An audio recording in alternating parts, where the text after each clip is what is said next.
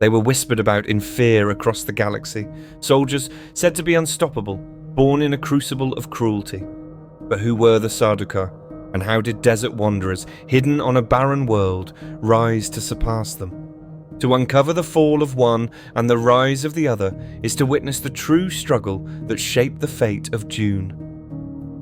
The Sardaukar were not simply soldiers. They were the personal weapon of the Padishah emperors, an elite army unleashed to crush rebellion and enforce imperial will. Their reputation carried terror before their blades were even drawn. To fight them was to stand against the emperor himself, with no hope of mercy or reprieve. Their strength came from Salusa Secundus, a prison world of storms, poisons, and ceaseless danger. The Sardaukar were shaped in this crucible where only the strongest children survived to adulthood. They were taught to kill without hesitation, trained to fight with blades, rifles, and the sheer ferocity of those who lived on the edge of death every day. Clad in grey uniforms and drilled into relentless discipline, the Sardaukar embodied fanatic courage. Their warrior religion exalted sacrifice in service to the emperor, glorifying death as the highest honour. For many years, this righteous fury made them feared across the known universe. On the battlefield, their style was direct and overwhelming.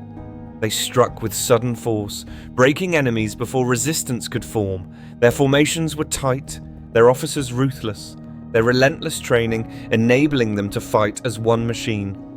Fear multiplied their power, and enemies often broke before Sardaukar blades ever reached them.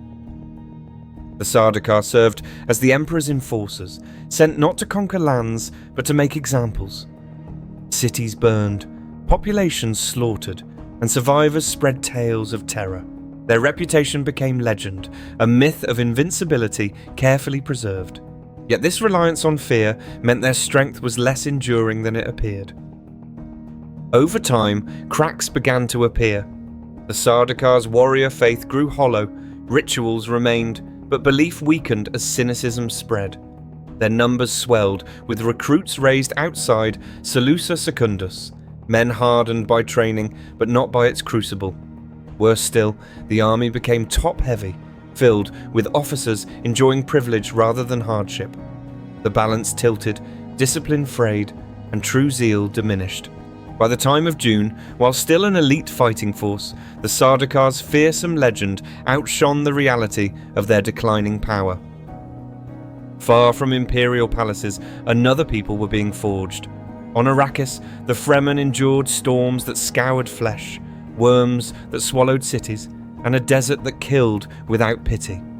They lived where water was worth more than gold, where every breath was a struggle. This world shaped them into a force the Imperium ignored for too long. The Fremen way of war was inseparable from survival. They wasted nothing, moving with silence, hiding in the desert like shadows. Each fighter was taught discipline from birth, each community drilled to act as one. Where the Sardaukar relied on fear, the Fremen relied on patience, outlasting their enemies as they outlasted the desert itself. The Fremen's faith bound them as tightly as their discipline. Prophecies planted by the Sisterhood promised a Messiah who would lead them to freedom. To outsiders, this seemed superstition, but to the Fremen it gave unshakable unity. Their struggle was not simply survival, it was destiny, and each warrior carried both blade and belief. The desert was their fortress. They struck from dunes with speed, disappearing into storms before a counterstrike could land. They knew every canyon, every dune, every hidden spring. They learned to use the sand itself as cover, the storms as weapons, and the night as their ally. Against this, Sardaukar training meant little. Each crysknife was more than a weapon. Forged from the tooth of a sandworm, it was sacred, carried only by the initiated. To fight with one was both a right and a prayer.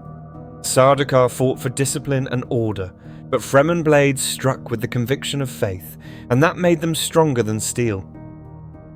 Fremen society made warriors of all, men and women alike trained to fight, to manage resources, to guard life. This balance hardened the entire people. so that no division weakened them. Where the Sardaukar bred soldiers in isolation, the Fremen forged a culture where every person was part of the struggle. For centuries, the Imperium dismissed them as nomads.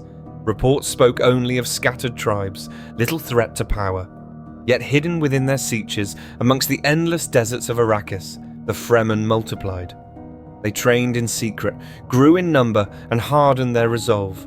By the time outsiders looked closely, the desert already held a nation waiting for its moment. The Sardaukar carried the myth of invincibility. The Fremen carried the certainty of destiny. When these forces collided, the old balance of power cracked. One army had been bred to terrify, the other to endure. On the sands of Arrakis, fear met faith, and the galaxy shifted. Sardaukar units deployed to Arrakis expected a quick victory.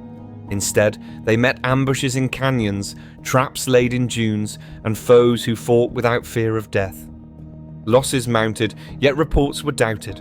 For the first time, the Emperor's enforcers tasted defeat, and their myth began to crumble.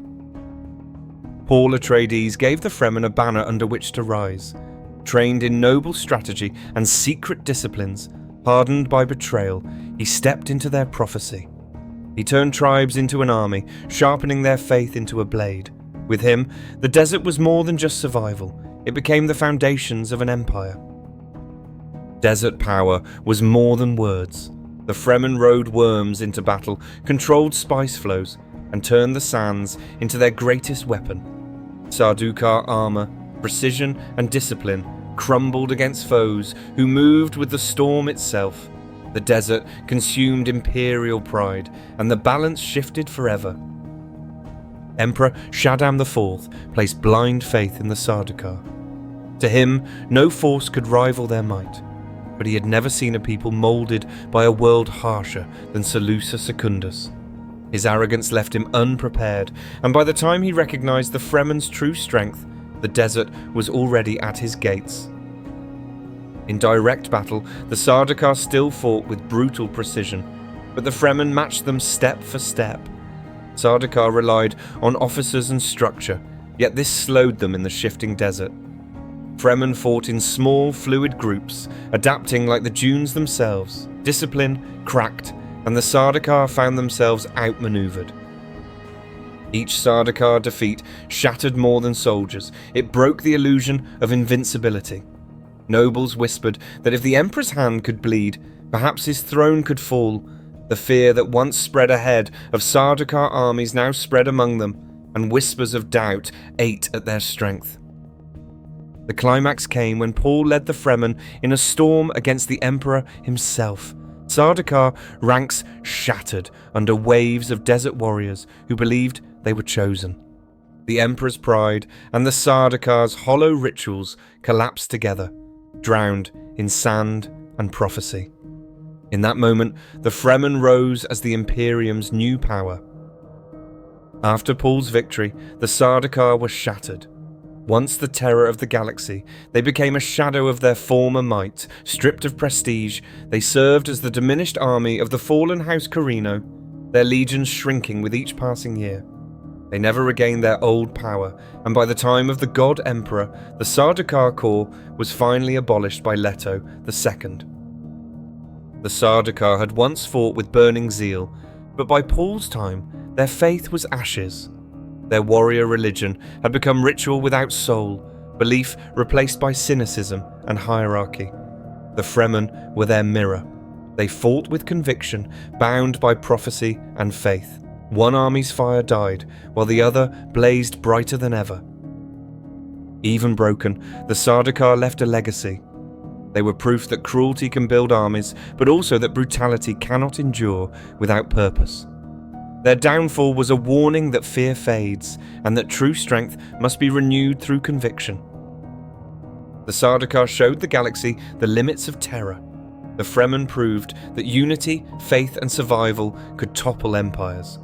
On the sands of Arrakis, the old order ended and a new one began. The desert claimed victory, and history remembered the moment when the Emperor's deadliest soldiers were finally outmatched.